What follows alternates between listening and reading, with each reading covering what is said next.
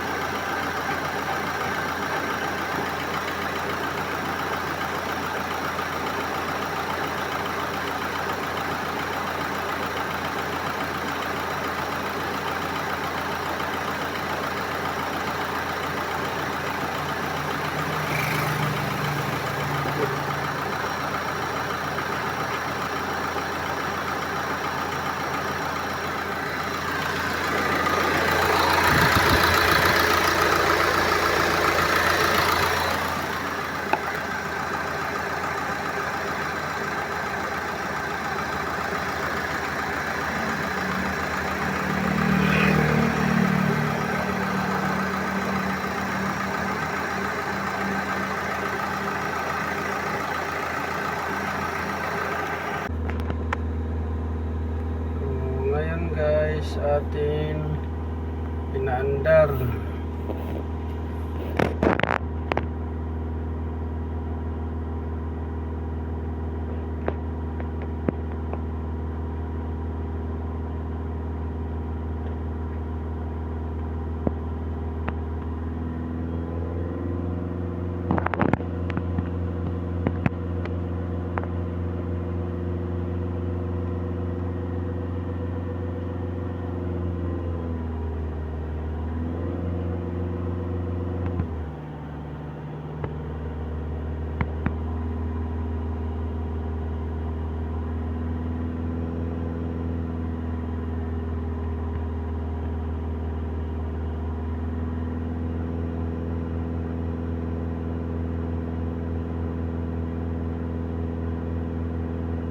So, pinapandar natin ngayon guys para mag-confirm natin tong Hyundai Accent kung mag-overheat ba.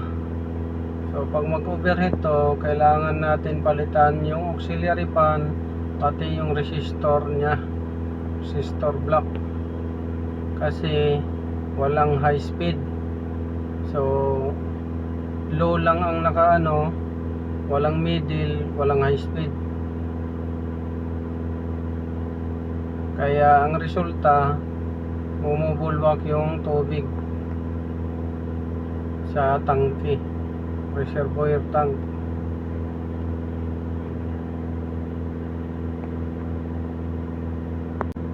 So kailangan ma-confirm natin na bubulwak talaga yung tubig. Pag bubulwak, so meaning kulang siya sa hangin dahil ang sabi ng customer, bago yung radiator cap, bago rin yung thermostat valve, at bago rin linis yung radiator. So bagong linis radiator, bagong thermostat valve, bagong radiator cap. So confirm natin ngayon. Pagka bulwak to, so focus tayo doon sa auxiliary fan. Tapos kailangan walang usok, dahil kung may usok, malamang yung EGR cooler niya ang may butas.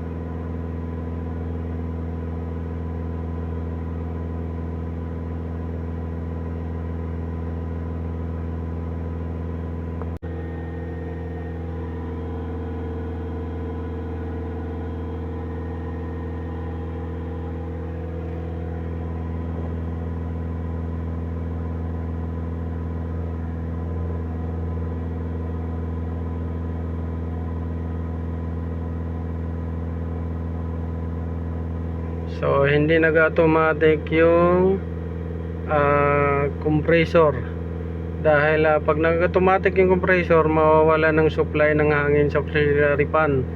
Gawa ng, ang ginawa nila, naka bypass yung auxiliary fan doon sa compressor. So pag automatic at magka-cut off yung compressor, mawawalan supply ng ang auxiliary fan. So that's the time na iinit siya.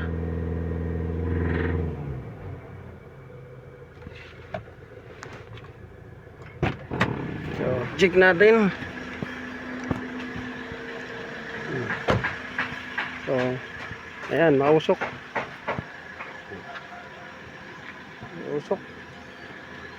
May usok siya.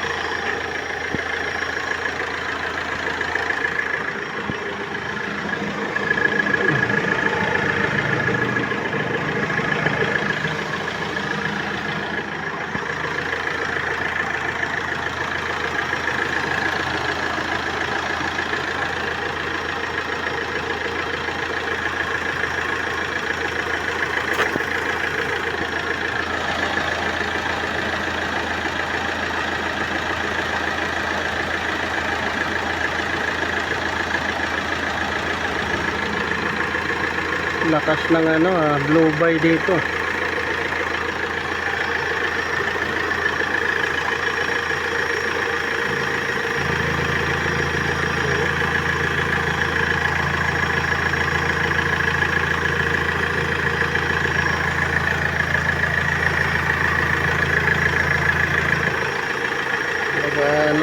Langis ng makyat.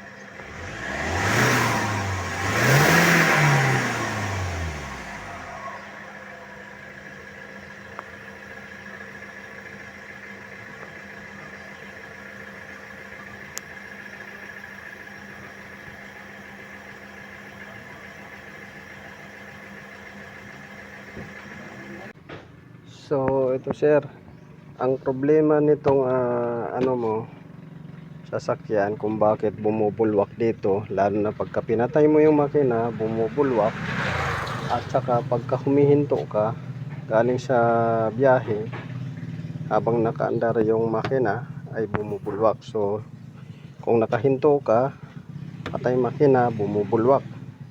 Kung galing sa biyahe, nakaandar ang makina, bumubulwak pa rin. So ang issue nito sir ay kailangan makorek muna yung auxiliary pan. Kasi bakit? Ang auxiliary pan ninyo sir ay naka-direct doon sa compressor. So ang compressor ay nag-automatic. Ngayon pag automatic ng compressor, mag-off ang compressor, mamamatay din yung auxiliary pan ninyo kahit na sobrang init na nung makina. So sobrang init ng makina, patay yung auxiliary pan ninyo dahil nakadepende sa compressor. So ang tendency ay mag-overheat siya, over temperature, over pressure, bubulwak dito dahil nakarekta siya sa compressor nyo. So dapat hindi siya nakarekta dahil ang compressor mag-on off yan kung malamig na yung compressor or yung klima sa loob ng sasakyan. Pag off yan, automatic ma-off din yung auxiliary fan dahil nakadepende siya. So ang resulta, bubulwak dito.